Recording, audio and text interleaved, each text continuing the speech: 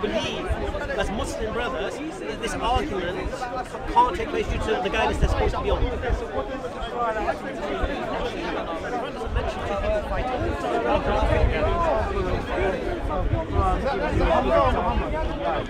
Okay, obviously don't drink alcohol, don't gamble, don't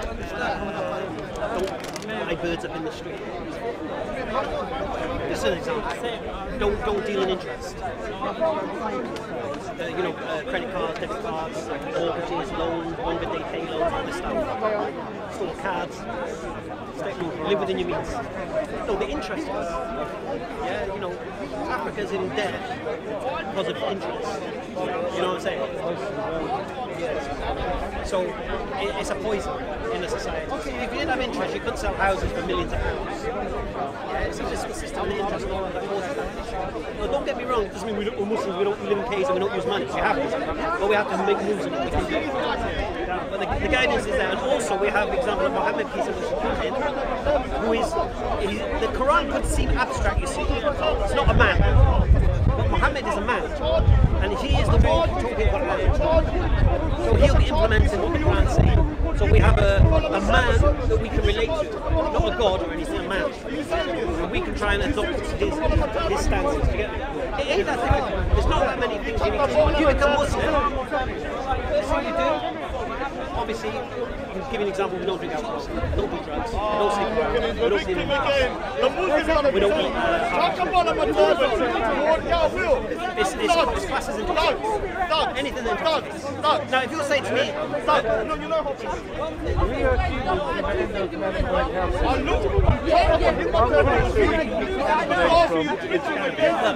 if you make a pill with cannabis in it, if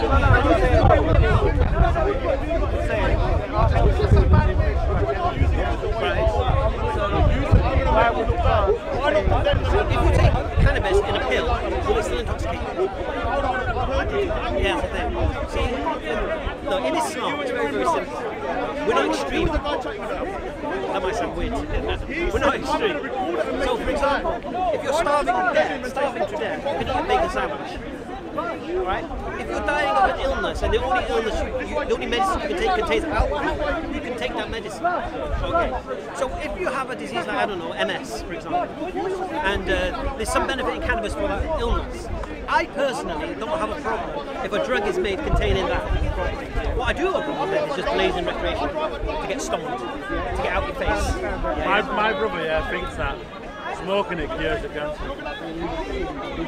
That's like smoking aspirin potion for headache. This is what I'm saying. So there's got to be an education around it. Cannabis, and it will help your health system. I'll say it again. See, what does Allah say with regard to alcohol? Okay. Allah says there is benefit in it, but the harm is greater. I don't see there's much benefit in alcohol. No, there is. Unless you're going to clean the wound. There are some people, like you said, have a social time with it, and there are some people who say a glass of wine a day helps the heart and all that nonsense. There's people who benefit from it. There are people who get some benefit from alcohol. They've got no courage, but it's not in the same like you can't put alcohol being a benefit and cannabis we can apply the we can apply the principle that if Allah's telling you that there is some benefit in alcohol, whatever it be, whether it's alcohol in medicine, whether it's somebody gets a bit of Dutch courage because they've been able to... He doesn't tell you about the actual benefit of the No, it doesn't need to. No. I'm just using the cannabis. No. But it doesn't give you but it doesn't give you the example of the benefit of alcohol either. Basically it just says, even though there's some benefit in it, the harm is greater. Basically the harm outweighs the good. So whatever benefit you think you're going to get from this thing, the harm is far outweighs it. Now, that I would assume would apply to cannabis also. Wow. I would assume so you've got a nation that's dying of cancer, and this one thing that can cure cancer. That's different. Again, no, because can it cure cancer? Can it cure cancer? Well, it can. Has it been known to? Yes. No, the CPD can, the THC can. Yeah, where'd you get it from? Obviously, you get it from the plant. No, but that's different. No, I understand. The THC doesn't do so the THC is... THCA is yeah, but it causes mental illnesses. The THC. you're smoking it on like On a majority. But there's other ways that you can take it. But a CPD oil. I would personally say, every act, we believe this as Muslims, every action is judged by its intention. So if your intention to smoke cannabis is to get stoned out your drugs. Let's forget about cannabis. Let's talk about another plant that isn't cannabis. Heroin. No. Opium. Oh, we use that in code. We get that. We don't even need to go there. Right. We don't need to go there. The point of the principle is this. We believe that the guidance that comes from our Creator is the best guidance for mankind. We believe that. Yeah? And I'm not going to question that because I believe it's from my Creator, and I believe my Creator knows me better than I know myself. He knows how I work, what makes me tick, and what benefits me, and what harms me. Now, if you want to challenge, again I'll say it, if you want to challenge the premise of why I believe that, that's the only thing that can affect my belief, isn't it? Now, if you want to challenge that premise, I can't challenge it. you can say it's a book written by a man. You can say that. Yeah, well it is, that's a fact. Okay, who's it authored by? You've got so many different Who did Muhammad say, given the revelation? He said that angel Gabriel. An angel came. Let's say an angel. So, I did this earlier, I don't mind doing it again. There's 4 variables here, isn't there? Either he's telling you the truth, and an angel did come to him, or he's lying to you, making it all up, or he's crazy delusional, having visions of angels, or he's been deceived by the devil into thinking it's an angel when it's really Satan in disguise. Exactly. Are you an atheist, what you say? I'm confused. That's good. So basically what it is, you see, once you come to this, what you have to understand about those 4 options I gave you, one of them has to be the truth. Now, right now, I'm saying he told the truth. And I'm saying that. Well, no, you haven't made a claim yet. Which one you That's my claim. Which one? Just paid. Which one? He's not telling the truth. So he's lying. Deliberately. Right. So he's not crazy. No, and he's not deceived. So lying is deceiving. A deceived person thinks they're telling the truth. Yeah, because still not telling the truth. A deceived person thinks they're telling the truth. He's deceived, you mean? Yeah, okay. Yeah, true. Yeah. And a crazy person thinks they're telling the If truth. I think he's lying about the whole situation, No, that's then fine. That's I fine. don't- If you want to make a claim he's the lying, part doesn't really make much sense. no. If you say he's lying, that means he knows he's not telling the truth. And as soon as someone knows they're not telling the truth, they're not crazy or deceived. It means they're deliberately doing it. Is that your claim? Yeah. Sure. Yeah, I don't know much about. But how can you make that claim then? You can't make that I claim. can make that claim. How can you? How can you make the claim that he's telling the truth on the same basis? Because I can dismiss the dispute. How? Okay. 1, deception by the devil is only brought up by what? Christians. According to the Bible, the devil can't do what they claim he's done. Can't divide himself, oppose himself, attack himself, curse himself. According to the teachings of Jesus. So we can throw that away. Okay. But what if you don't go by the teachings of Jesus? No, well, then there's and no you think sense- that but- actually he can do them things. Okay. The only person who'll make that claim is the Christian. But I don't listen to them. So you can't. I'm a blank page. Right. So if you're going to make that claim, yeah, you need to support your claim. I don't. I need you to prove that it's No, I don't. Okay, first thing, I can't prove anything to you. I could be right and you could be right. We both, yeah, of course we could. But So I'm going to stick with my premise of if you can't prove to me that he's Okay. telling the truth, Okay. I'm going to stick to my premise that guy can be crazy. so you believe he's crazy? All right, that guy's lying. You believe he's lying? I don't know. I want you to. Right. I want you Right. to. Do you know what belief convince is? me Do you know what the belief that is? he's No, telling the I truth. don't have to convince you anything. I just said convince you he's not lying. Alright. No, I want you. I didn't say you need to. I said I want you to convince me that he's telling the truth. I want to embrace Islam, okay. but I can't until I know that it's true. Do you accept that one of those 4 variables that I said to you is correct? Yeah. One of them has to be true. Reality. Like it, don't like it. Yeah. Wife has to cover up, who cares? Yeah. Right. That's the reality. Yeah, right. So, what do we say? Crazy, delusional, lying, or telling the truth? So if I can dismiss crazy, delusional, and lying, then he has to be telling the truth, isn't it? I can't prove he's telling the truth. Yeah, I can't. But if you can disprove. No, what I can show you, what I can do is hear your claim. My claim, I believe he's telling the truth, because I don't believe he lied, and I can give you my reasons, no problem. And I don't believe he was crazy, and I can give you my reasons, no problem. And I don't believe he was deceived, and I can give you my reasons, no problem. You're claiming he lied, so you need to give me your reasons why he lied. Now, but to know that, you need to know his social situation, and what was his motivation to do what you're claiming he did. You don't know that, and that's the problem. But I can we can waive that because I can dismiss all three anyway. Or what I can do, sorry, I can tell you why I don't believe the other three. Yeah? All right, let's start with deception. The claim is what? The devil pretended to be an angel, came to the cave, imitated an angel to fool Muhammad, peace and blessing on him, that he's a messenger of God, and then to reveal for 23 years what he thought was from God was from the devil. Yeah? That's the deception claim. Why would the devil do that? Was my first question. Why would the devil go to a cave to speak to a pagan Arab? I wouldn't say he's pagan Arab, but basically in a place where they're worshipping idols, and tell them stop worshipping idols, worship God, worship the God of Abraham, yeah, and then start bringing all these guidances into them, warning them against the devil, telling them that he's accursed and stay away from him and whatever. Because one, the devil doesn't want you to believe God exists, and two, he doesn't want you to believe the devil exists. But what did they say? Was it Kaiser so say? The greatest trick the devil ever pulled was to convince the world he doesn't exist. So if the devil doesn't want the world to know he exists, the last thing he's going to do is produce a book convincing the world he exists. Just doesn't make no sense. And then guiding them towards all sorts of goodness. Okay, but by guiding them to goodness, he also reveals himself as well, because you can't have good without bad. No. Satan does not want people to know his existence. Would you accept that? No. Oh, he does want people to know. I don't know. Oh, okay. If you were Satan, yeah, and you don't want people to worship God, do you? Okay. You don't want people to worship God, do you? You don't want people to believe God exists, do you? Because you have to know what's Satan's plan. And if you're Satan, you don't want people to know you exist, because then otherwise they're going to look out for you and they're going to try to avoid you and they're going to avoid your traps. But if you don't know you've got an enemy, the enemy can assault you daily without you knowing it. But once you know you've got an enemy, you're aware from it. You're looking for protection. You understand? Yeah.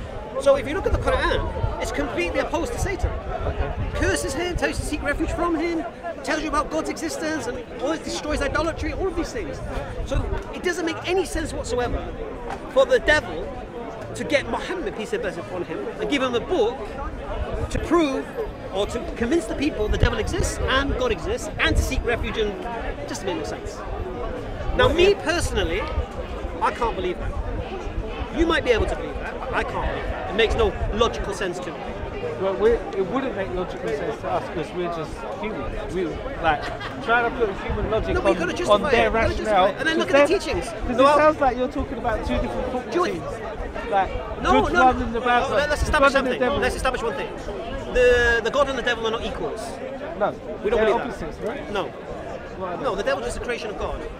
Okay. Yeah? The devil needs permission to do anything. Okay. So, how do we measure what's good to what's bad? Like, what God says is good, and what the devil does is bad? No. No, it doesn't work that way. What God says is good, and what God says is bad. The devil just inclines you towards the bad. The standard of good and bad is God. Nothing to do with the devil. All the devil can do is beckon and call you and whisper and try and trick you into it. Okay, so now, hasn't the Quran beckoned all these things to it? No. It's not beckoned you to worship the devil, has it? Well, if you believe, see, it's a deceiver. The devil's a deceiver. No. So Why if would he's the deceiver and he's deceived you using the Quran, you could be unwillingly doing what he wants you to do. So I could be unwillingly worshipping God and cursing the devil. Yeah, but at the same time, it could be what he wants. So he's existence. So he wants me to worship God. But his existence to exist, he might need. He doesn't want me to know he exists. Why doesn't he? Because he's our enemy, and your enemy doesn't want you to know he exists. He might be a big-headed person that just decide, I want everyone to know I exist. Otherwise, I can't. Look, I can't if you think you can justify what you're saying, look, I've given you my reasons for, yeah? Yeah. This is all about probabilities here. Yeah. No, you think the devil's going to deceive? Yeah, give me your reasons. Because how else would anyone know of their existence? Well, the devil doesn't want you to know. Why would God know their existence? No. Why would God want you to know? No. The God wants you to stop worshipping statues and worship him.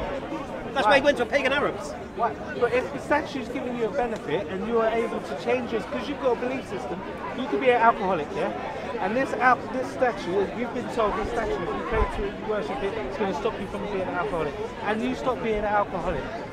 Is that not a beneficial thing? First thing. What did we say? Who do we worship? God Almighty, isn't it? Yeah, I know, but you just said God doesn't want you to worship a statue. But I was just saying. God wants you to worship Him.